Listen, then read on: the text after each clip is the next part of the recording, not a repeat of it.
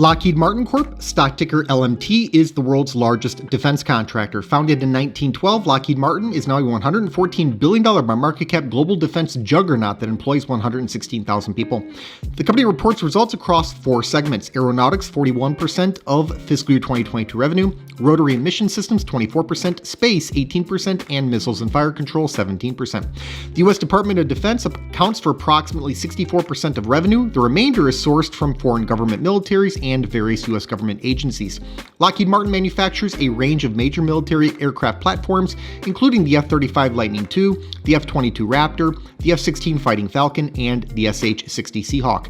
The F-35, a fifth-generation combat aircraft, is the largest and most expensive military weapons system in the world. In addition, the company's various missile programs are critical for both offensive and defensive capabilities. Conflict is unfortunately part of the human condition. We've advanced from slinging rocks at each other thousands of years ago to launching explosive missiles today, but the core issue of human conflict remains the same. I wish the world were different, but we must exist and invest in the reality we have. To that point, Lockheed Martin is an obvious beneficiary of human conflict. The company provides the sovereign defense tools necessary for nations to protect themselves against possible outside threats. Since conflict is an endless source of demand, defense contractors are practically guaranteed ongoing sales for a time period that stretches beyond my lifetime. Furthermore, because defense tools continue to become more complex and more expensive, sales from Lockheed Martin to its customers become incrementally larger in price terms. Rocks may be cheap, but missiles are most certainly not. What we have here is inherent progression layered onto built-in demand. What's especially powerful about Lockheed Martin is that it is the world's largest defense contractor, headquartered in the world's largest spender on defense products and services. It's a symbiotic relationship between the best supplier and the best customer. Put simply, Lockheed Martin has a unique combination of scale and positioning within an industry that will likely coexist alongside human beings until the end of time. That's why Lockheed Martin should continue to deliver revenue, profit, and dividend growth indefinitely. To date, Lockheed Martin has increased its dividend for 19 consecutive years. The 10-year dividend growth rate is 10.6%. Very nice. Not surprising to see a double-digit long-term dividend growth rate here, as Lockheed Martin is a world-class business that leads its industry. While you wait for those sizable dividend raises to pile up, the stock kicks things off with a market-beating 2.7% yield. This yield, by the way, is 10 basis points higher than its own 5-year average. Seeing as how the payout ratio is only 44%, this appears to be a very safe dividend with lots of leeway for more growth ahead. We have balanced dividend metrics here. I don't see where any major sacrifices have to be made. Investors get a very nice mix of yield and growth. Looking at business growth, Lockheed Martin moved its revenue from $45.4 billion in fiscal year 2013 to $66 billion in fiscal year 2022. That's a compound annual growth rate of 4.2%. Meanwhile, earnings per share grew from $9.13 to $21.66 over this period, which is a compound annual growth rate of 10.1%. We can now see how earnings per share growth and dividend growth over the last decade line up almost exactly with each other, demonstrating great control and prudence from management. Excess bottom line growth was driven by a combination of margin expansion and extensive share buybacks.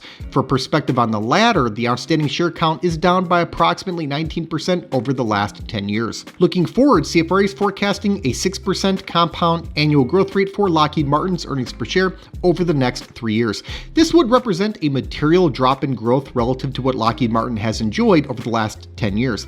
I would differ on this one. Geopolitical tensions are higher than they've been in years. The U.S. has sent a lot of aid, i.e. weaponry, to Ukraine, who is defending itself against Russia, and a drawn-down stockpile will have to be rebuilt. Plus, many European countries are now ramping up defense spending for the first time in many years, adding incremental upward pressure on global demand for defense products and services.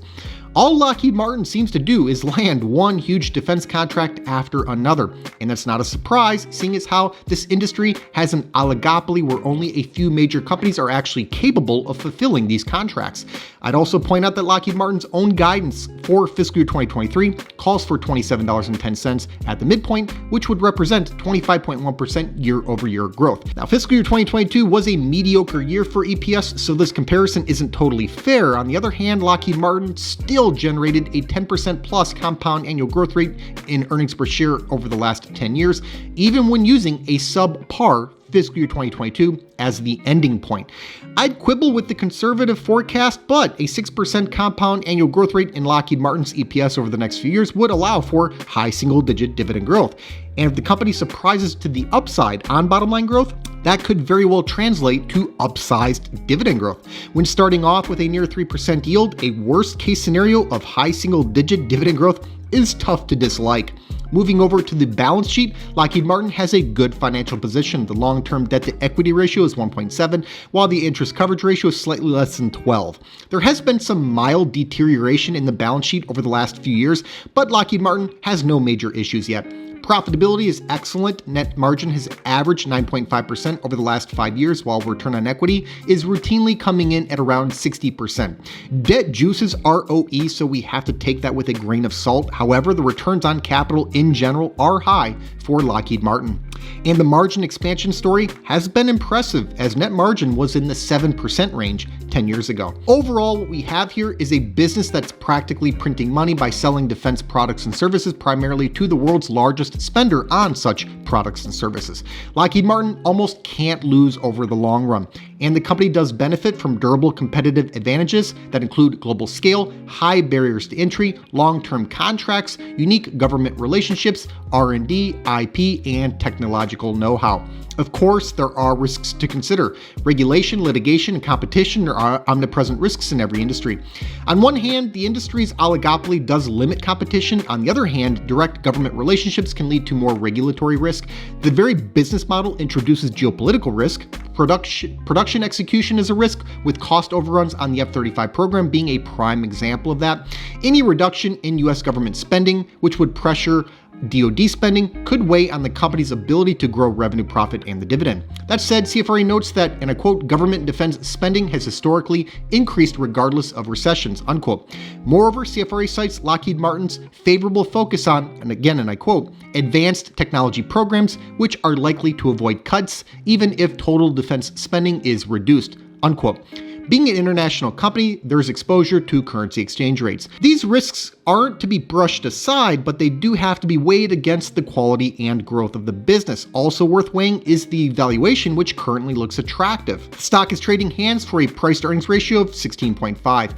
That's quite a bit below where the broader market's earnings multiple is at. It's also well off of the stock's own 5-year average PE ratio of 19.1. The price-to-cash flow ratio of 15.1 is lower than its own 5-year average of 16.5, and the yield, as noted earlier, is higher than its own recent historical average. I valued shares using a dividend discount model analysis. I factored in a 10% discount rate and a long-term dividend growth rate of 7.5%. That's on the higher end of what I allow for, but it's not as high as I can go.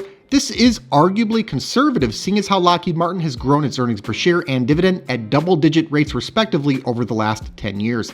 However, the near-term forecast calls for constrained EPS growth, and the last couple of dividend raises have been in the 7% range. In my view, this strikes a reasonable balance between what's been demonstrated and what seems likely over the coming years. The dividend discount model analysis gives me a fair value of $516. The reason I use a dividend discount model analysis is because a business is ultimately equal to the sum of all the future cash flow it can provide. The dividend discount model analysis is a tailored version of the discounted cash flow model analysis, as it simply substitutes dividends and dividend growth for cash flow and growth. It then discounts those future dividends back to the present day to account for the time value of money, since a dollar tomorrow is not worth the same amount as a dollar today. I find it to be a fairly accurate way to value dividend growth stocks. Morningstar rates LMT as a 3-star stock with a fair value estimate of $480. CFRA rates LMT as a 3-star hold with a 12-month target price of $475. We're all in the same neighborhood here. Averaging the three numbers out gives us a final valuation of $490.33, which would indicate the stock is possibly 8% undervalued. Here's the bottom line, guys. Lockheed Martin Corp is a high-quality company benefiting from built-in demand from the human condition, an industry oligopoly, and a main customer that can literally print money. With a market-beating yield, a double-digit long-term dividend growth rate, a moderate payout ratio, nearly 20 consecutive years of dividend increases, and the potential that shares are 8% undervalued, long-term dividend growth investors looking for a defensive investment should have their eyes on this defense contractor. And now for a special news announcement. Apple Inc., stock ticker AAPL, has set September 12th as the fall launch event date for a number of new products, including the upcoming iPhone 15. Another iteration of the iPhone means billions of dollars more in revenue and profit for the biggest company in the world. Over and over again, I've called Apple a must-own stock for serious long-term dividend growth investors, and I'm sticking to it. Thanks so much for watching. I hope you enjoyed today's video. Give us a like if you did, and let us know in the comments what you think about this stock. Please make sure to subscribe to the channel and ring that notification bell so you don't miss out on new content. Also, take a look at the description box below for some important links, including a link to my personal stock portfolio. This six-figure portfolio, which I call the Fire Fund, generates enough passive dividend income for me to live off of. It allowed me to retire in my early 30s. I made my portfolio entirely accessible over a Patreon, and I also post alerts there whenever I buy or sell stock. I put my money where my mouth is, and I'm often invested in the same high-quality dividend growth stocks that I make videos on.